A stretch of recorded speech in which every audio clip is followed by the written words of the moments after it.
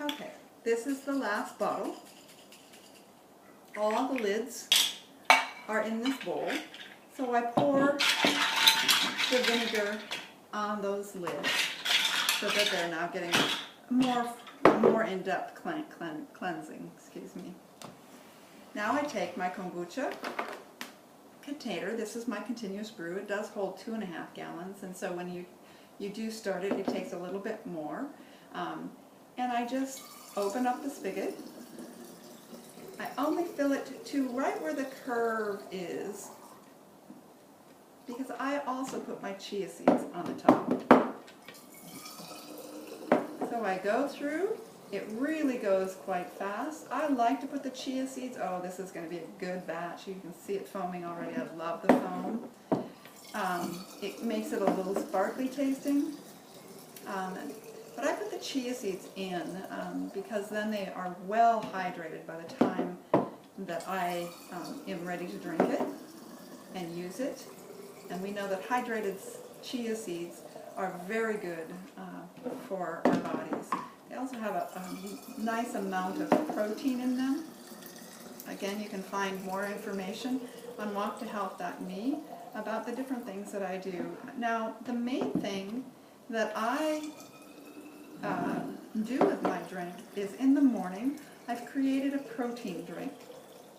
And I'm going to be, there will be a video about that protein drink attached here too. So what I'm showing you now is how to process kombucha. So if you know how to make sweet tea, you actually know how to make kombucha. I will also show you a SCOBY so you can see and remind you, you don't want to touch a SCOBY unless you've cleaned your hands with vinegar, because anytime a SCOBY has icky color bacteria or mold, you need to throw it away. I've never had that happen, but I know that it can happen and does happen. So you want to keep everything nice and sterile. So before I touch my SCOBY, I would always wash my hands and anything with vinegar. Vinegar is a very good cleanser. So the next thing is I use my funnel, and I just go around and put 1 tablespoon, sorry about the clinking, 1 tablespoon of chia seeds in each and every bottle. So I use this is kind of a system that I've got down, so it goes really quick. And you want it to go pretty quick too, because if you let those seeds sit too long, they get clumpy in there, and I should have filled my chia seed container up. Chia seeds, you can get them at a lot of different places. They're pretty much the same price wherever you get them, although right now, sometimes Costco has a sale on their organics, and actually that's where I get mine. This is the brand that I use. So, okay, now all the chia seeds are in there, so let's quickly get the tops on these that have been in vinegar. Doesn't matter if the vinegar drips into there, no, because really kombucha becomes kind of vinegary, and that's what you don't want to let it sit too long unless you really like that vinegary taste, because it does become kind of vinegary. If it does, if you have a batch and you've gone on vacation and you come back and it's really vinegary, awesome, because then you can bottle it and use that for your cooking. Or your salad dressings, or different things, but it's also kind of good for your gut. So I'm all about the gut, and I want to help you get your guts healthy, so don't worry about that. Now, shake, shake, shake, shake, shake, shake, because you don't want your chia seeds to clump. Once they are well hydrated, and I do this a couple of times, because it does take them a little bit of time. And you notice how they're still sitting on the top, still a little clumpy. This one's sitting on the top, and I'll shake it a couple of times. Here's one that I have left, but notice how all the seeds are at the bottom. Sometimes, and this one's it's going to be really, really good.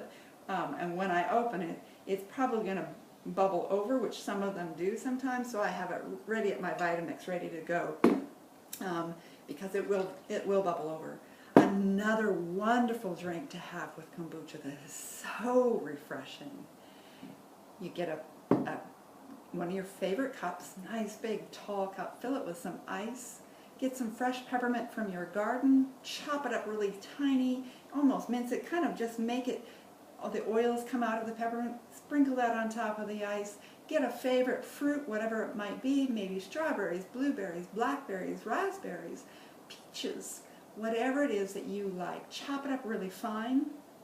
Get yourself a nice long straw, put it in there and pour your chia seed kombucha on top of it. Oh my goodness, it is so refreshing. And people who've said, oh, I don't like kombucha, will like that drink. In fact, I had that happen just this last weekend. So now we've got all of these bottled. I then will put them in my cabinet. You can put them in your refrigerator, but I prefer to allow them to continue working a little bit, because then it will keep working. Sometimes you'll get a little SCOBY piece on top of one of the bottles, but that's okay.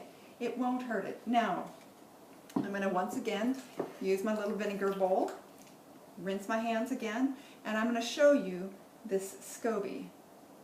It's a new one because I just recently washed this, which you want to wash your container once every 6 months. Part of the reason for that is that the yeast does have a remain. So we kind of call it yeast remains, or you know what I mean. So you want to take your container that you're going to pour your sweetened tea in, do a good wash with vinegar, get the sides all washed up with vinegar, make sure it's nice and clean. I typically don't like to use plastic for things, but there's nothing warm in this, there's nothing heated in this, and it's just for a very short period of time. So I'm okay with it, and it's light.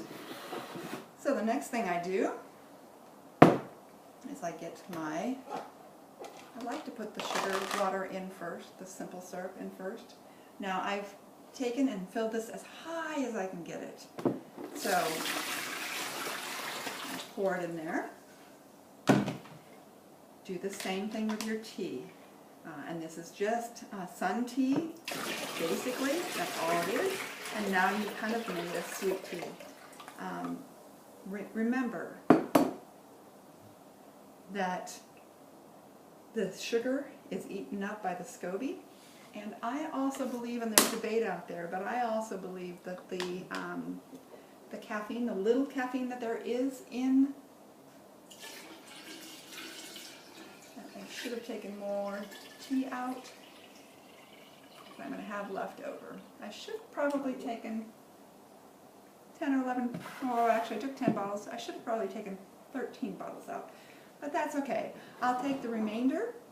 Sometimes I will feed it to my SCOBY hotel, which I'm going to show you right now, but I want to make sure the lid's on.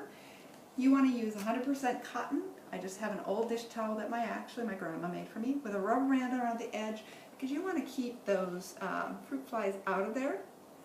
It's okay if the SCOBY goes underneath, it will come back up.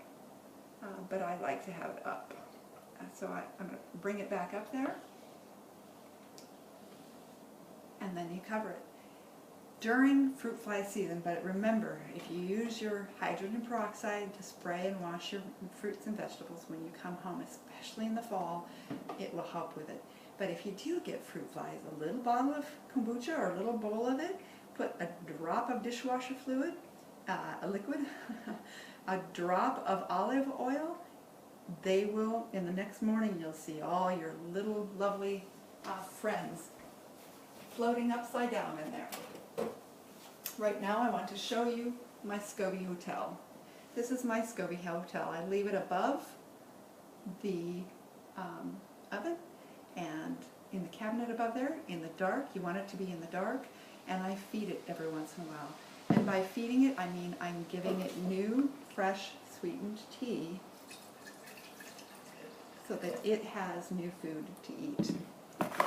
So when I do have extra tea left over, then that's what I will do with it. I actually have 2 of these because I share my SCOBY with everybody. After you've washed had your first 6 months, you're going to have SCOBY to share with other people too. So, easy. Easy peasy. You can do it. I can do it. It's very easy to make your own kombucha. Please, if you have questions, go to walktohealth.me. If you would like reflexology to help your body to heal faster, come and see me, set up an appointment. Or also if you'd like to know more about Young Living essential oils or Manitech supplements, please contact me. Have a great day.